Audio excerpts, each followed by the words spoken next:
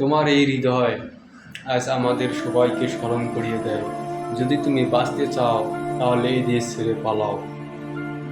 কথাটা এই জন্যই বললাম, আজ মনে পড়ে গেল ভাই তোফাজ্জলের কথা। একটু খাবারের জন্য ঢাকা বিশ্ববিদ্যালয়ে গিয়েছিল, চোর মনে করে তাকে নির্মমভাবে হত্যা করে ঢাকা বিশ্ববিদ্যালয়ের ছাত্ররা। কি দোষ করেছিল সে? সে তো একটু খাবার চেয়েছিল, সে তো আর অন্য কিছু চায়নি।